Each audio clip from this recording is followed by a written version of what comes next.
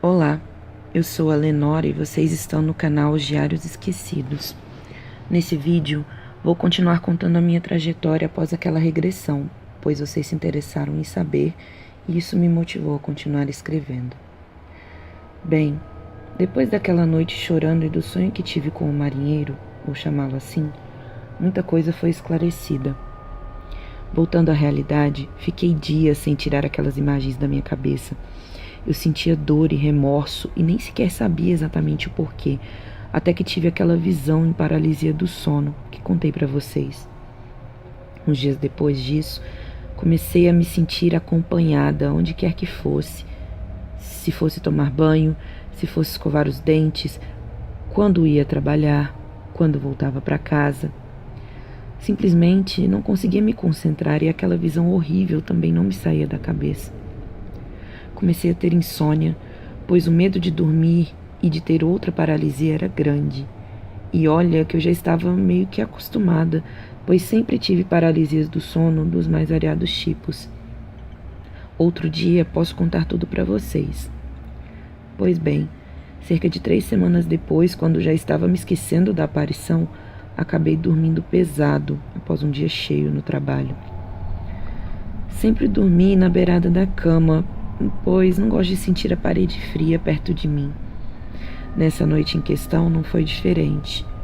Comecei a dormir até que, em certo ponto, tive novamente a maldita paralisia. Dizem que se você tentar mexer os dedos dos pés, o seu corpo vai voltando aos poucos, mas não é tão simples assim.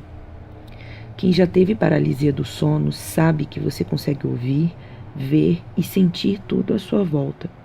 Eu podia escutar meu namorado tossindo na sala e tudo que eu queria era que ele viesse me acordar, mas não aconteceu. De repente, em meio a esse desespero, senti o colchão afundando lentamente perto dos meus pés. Alguém havia se sentado ali. Me arrepio em pensar, mas esse alguém vestia roupas azuis de marinheiro. Ele não me disse nada. Estava com as 2 mãos no rosto, apesar de estar voltado para mim. Ele, entre aspas, me encarava, mas não me deixava vê-lo. Eu não sei como explicar, mas senti as lágrimas dele molhando meus pés. Eu tentei então falar, mas quando se está paralisado, a voz não sai. É bem sufocante. Isso é arrepiante, mas senti o cheiro dele.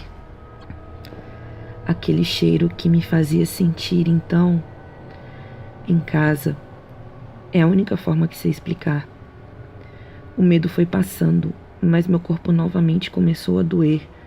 Foi quando ele levantou-se e esmurrou o canto do colchão com tanta força que eu acordei. Não tive tempo de sentir mais medo, apesar de acordar sufocada. O esforço que fiz para respirar foi tão alto que assustei o meu namorado na sala. Eu já estava farta de ficar procurando. Então, respondi às suas insistentes perguntas dizendo que estava bem. Comecei a ordenar melhor os meus pensamentos e peguei meu diário para tentar formular uma teoria. Passei mais de uma noite em claro escrevendo, como já fiz tantas vezes. Cheguei, então, a essas conclusões. 1. Eu provavelmente havia sido em outra vida o homem ruivo. O marinheiro era o homem que eu amava. Que outra explicação eu teria para dançar tendo ele em meus braços? 2. Naquele dia da regressão, eu devo ter tido uma lembrança de algum momento anterior ao sonho com o carro verde-oliva. Sei disso porque as mãos do motorista, no meu sonho, já são um pouco envelhecidas. 3. O marinheiro era jovem. O ruivo viveu muito mais tempo que ele, teve a chance de envelhecer. 4. Eu devo ter chamado o marinheiro para perto de mim depois daquela besteira de regressão. Ele aparentemente estava cheio de mágoas e rancor e eu, cheia de culpa, ainda sem saber bem o motivo. Fico arrepiada em reler esses diários porque me lembra de um momento muito difícil de minha vida. Naquela noite, tive a certeza de que se quisesse respostas, precisaria tentar fazer a regressão novamente. E foi o que eu fiz. Parte 4. Deitei-me na rede e ele começou. Como disse, eu tenho uma facilidade incrível para me concentrar e acho que isso vem dos anos de meditação, o que ajuda bastante. Novamente, fiz tudo o que foi pedido até a tal porta. Havia passado só um mês da primeira regressão, mas eu estava aflita para saber o que tinha acontecido com o moço ruivo e com o marinheiro. Entrei em transe profundo quando abri a tal porta. Agora, não era mais um cais. Eu estava vendo o moço ruivo em uma sala cheia de papéis e mapas. Ele estava sem os óculos e pude ver que possuía um olhar bem triste. Em suas mãos, vi que tinham várias cartas vindas da mesma pessoa, pois a letra era a mesma. Senti que ele estava segurando o choro, pois tirou um lenço branco do bolso esquerdo de seu paletó e colocou-o no rosto. A outra mão estava com o punho cerrado tão forte que estava prendendo a circulação do sangue. Dessa vez, reparei melhor em sua mão direita. Havia ali um objeto que eu constantemente via nos meus sonhos com o carro verde-oliva.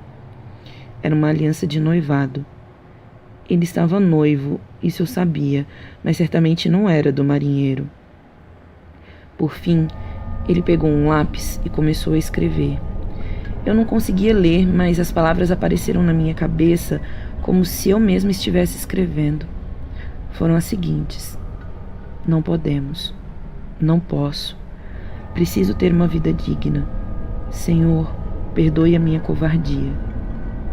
Ele não escreveu em português, não sei qual era a língua, só sei que entendia tudo. Enquanto eu estava assimilando isso, ele pegou o papel e rasgou-o, jogando no lixo. Amontoou todas as cartas, cheirou-as, colocou-as junto ao peito e esmurrou a escrivaninha. Num impulso, recolheu todas e saiu de casa. Vi então, novamente, a cena do cais. Revivi tudo, exatamente do mesmo jeito. E doeu, do mesmo jeito. A única diferença dessa para a outra regressão é que eu podia ouvir o que o marinheiro dizia. Ele pedia, suplicante, que eu não o abandonasse. Sua voz era um lamento. Ele havia deixado tudo para trás pelo moço ruivo. Explicava que havia pedido dispensa do serviço militar para estar com ele e que sua vida estava então acabada. O moço ruivo não amoleceu seu coração. Quando devolveu as cartas ao marinheiro, as pegou e caiu de joelhos. Não para implorar como pensei da primeira vez, mas porque lhe faltaram forças nas pernas. O ruivo virou as costas para que não fosse visto chorando e foi embora. O marinheiro ficou no chão, desolado, enquanto grossas lágrimas caíam sobre as cartas que ele mesmo havia escrito. Quando cheguei ao carro, sim, agora eu vi em primeira pessoa. Não me aguentei, saí em disparada. Voltei para casa, entrei no quarto e senti meus joelhos falharem. Agora era eu que chorava, ajoelhado. Tinha sido um covarde. Perdi o meu amor por ser um covarde e a imagem começou a se dissipar. Logo depois, acordei do transe sem precisar ser chamada. Tive a nítida impressão de que tinha alguém perto de mim. Seria ele? Não posso dizer. Sei que dessa vez não chorei. Não estava mais triste. O que senti foi raiva de mim mesmo naquela existência. Certamente eram outros tempos. Era outra vida. Mas eu não tinha explicação. Eu tinha sido um maldito covarde. Meu castigo é ter vindo nessa vida sem o meu amor. Eu não o merecia. Tinha vindo para aprender a valorizar o amor verdadeiro. A falta, a saudade e o sentimento de estar sempre deslocada de tudo eram consequências das péssimas escolhas que havia feito na minha outra vida. Se eu pudesse voltar, teria feito diferente. Sei disso porque o que sinto pelo marinheiro desde que comecei com essa besteira de regressão é um amor tão grande que não conseguiria explicar em nenhuma palavra, nem se tentasse. É algo muito maior do que qualquer vez em que estive apaixonada nessa vida. Vocês já sentiram algo assim? Quando sentirem, saberão o que eu estou dizendo. Não me entendam mal. Eu amo o companheiro dessa vida, mas o amor verdadeiro, o meu amor verdadeiro, não é daqui. E a dor é maior do que consigo suportar. Bom, é isso. Sinto não poder escrever mais, mas essa dor que está invadindo meu peito acaba com a minha sanidade mental. Ainda assim, não parei de revirar essa história. Ainda precisava entender a cena do carro, aquela do primeiro sonho. Obrigada por continuarem lendo e, se vocês quiserem ouvir mais, por favor, me peçam nos comentários. Até logo.